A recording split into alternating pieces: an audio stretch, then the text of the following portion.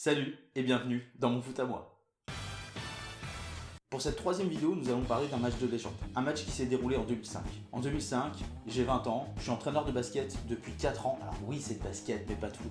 Mais ça me permet de voir les choses un peu différemment. Quand je regarde un match, j'essaie de plus analyser, voir comment les joueurs se comportent sur le terrain, pourquoi le coach a choisi cette tactique, d'avoir un peu plus de recul par rapport au jeu. Mais le 25 mai 2005, impossible. Je suis dans la passion. Le spectacle est trop grand. Pourtant, les deux équipes qui s'opposent, je suis pour aucune des deux, mais c'était tellement prenant. Il s'agit de la finale de la Ligue des Champions, Milan AC, Liverpool.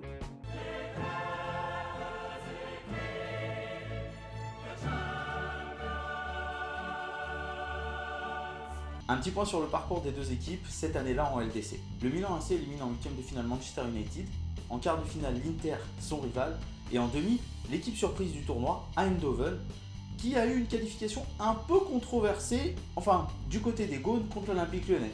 On y reviendra peut-être dans une autre vidéo. Liverpool de son côté élimine le Bayer Leverkusen en huitième de finale, la Juventus en quart, et en demi, Chelsea qui est éliminé pour la deuxième fois d'affilée au même stade de la compétition. Bon, maintenant qu'on a vu les parcours, voyons un peu les palmarès des deux clubs.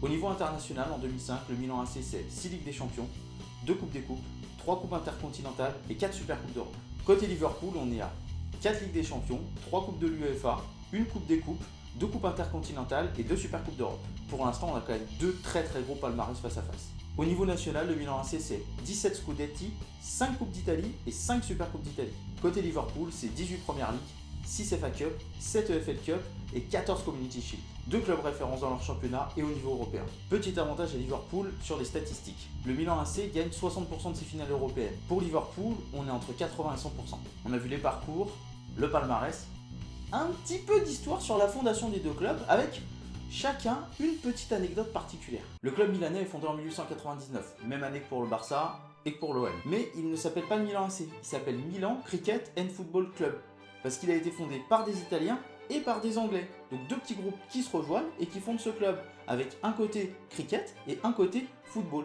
Maintenant, on connaît plus le football. L'équipe du Milan de 1989-90 a été désignée comme la meilleure équipe de l'histoire du football. C'est-à-dire que cette année-là, cette équipe-là, elle était la meilleure qu'on ait jamais vue. Impressionnant. Le club de Liverpool est lui fondé en 1892, la même année que Grenoble et Newcastle. En fait, le fondateur, John Goulding, est à la base le propriétaire d'Anfield, qui est le terrain d'Everton, le rival de Liverpool. Et il n'est pas propriétaire d'Everton. Et il décide d'augmenter un petit peu le loyer. Un petit peu plus de pognon pour lui. Everton refuse et se délocalise. Il décide donc de créer un club qui s'appellera Liverpool FC pour le faire jouer à Anfield. La légende commence. Et l'hymne, qui reste encore l'actuelle chanson des supporters, est et a toujours été You'll Never Walk Alone. On a fini avec le point histoire, passons aux effectifs, surtout pour voir les différences entre l'expérience et les trophées gagnés par les deux équipes. Côté Milan AC, on trouve 3 champions du monde, 12 vainqueurs de la Ligue des Champions, 2 vainqueurs de la Coupe UEFA, un meilleur joueur continental, un ballon d'or et 2 meilleurs défenseurs UEFA. Côté Liverpool, on trouve 5 vainqueurs de la Coupe de UEFA, un meilleur joueur continental et un vainqueur de la Coupe des Confédérations. Niveau effectif, il y a une grosse différence d'expérience internationale et européenne entre les deux équipes. Avantage Milan AC. Côté entraîneur, Ancelotti a fait une finale de Coupe du Monde en 1994 avec l'Italie et a déjà gagné une Ligue des Champions. Rafa Benitez, lui, est toujours puceau au niveau européen et international.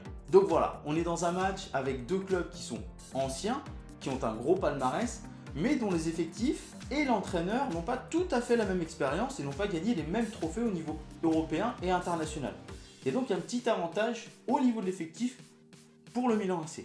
Et ce petit avantage va se concrétiser dès la première mi-temps.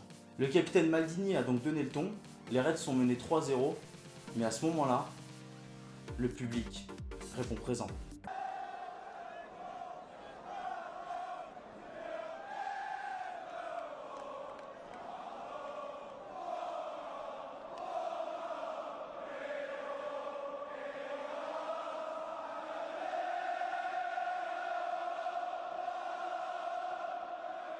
Il y a 70 000 supporters à Istanbul. Et sur les 70 000, il y a 40 000 Anglais. Et je compte pas tous ceux qui sont dans les pubs aux alentours. Pour seulement 15 000 Italiens. Ils dominent dans les tribunes. Ils redonnent du cœur. Et le capitaine Gerrard va répondre au capitaine Maldini. La remontée est incroyable. De 3-0, on passe à 3-3. Le match s'est rééquilibré puisque le Milan AC a eu quelques occasions. Il y aurait des problèmes de main non sifflées dans la surface, de but hors jeu. Un match incroyable. On part pour les prolongations. Et là, alors que on peut considérer que Maldini et Gérard sont les hommes du match, deux autres vont faire parler d'eux. Et en particulier, Dudek, le gardien de Liverpool. Shevchenko n'y croit pas. Il est sûr que son but est entré et il se demande comment Dudek a pu faire cet arrêt de dingue. C'est hallucinant pour lui. On se dirige donc vers une séance de pénalty. Et là, il y a opposition de style. Entre Dida qui reste sur sa ligne calme et Dudek qui bouge dans tous les sens. C'est Dudek qui va gagner. Liverpool revient de loin et les Reds vont marquer de leur empreinte l'histoire de la Ligue des Champions.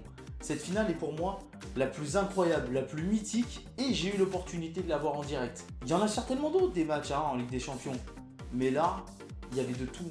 C'est-à-dire que on est mené 3-0. On remonte à 3-3. Donc une petite remontada. La séance de tir au but avec le gardien incroyable qui bouge dans tous les sens. Shevchenko qui croit mettre un but mais qui ne le met pas parce que le gardien l'arrête. Hallucinant. Dudek, qu'on n'attendait pas et qui sort comme l'homme du match. Incroyable. C'était tout simplement incroyable.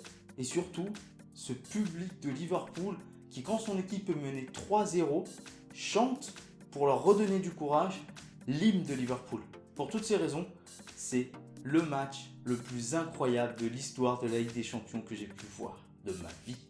Voilà, cet épisode est maintenant fini. Je vous remercie d'avoir suivi. Si ça vous a plu, comme d'hab, le petit pouce pour faire grandir la chaîne. Le partage, ça fait toujours plaisir et honnêtement, ça m'est vraiment utile. Si jamais il y a une autre finale que toi t'as préférée, mets-le en commentaire, dis-moi, tiens, moi j'ai préféré ça, ouais, et puis on en discute, y a pas de souci, c'est un plaisir.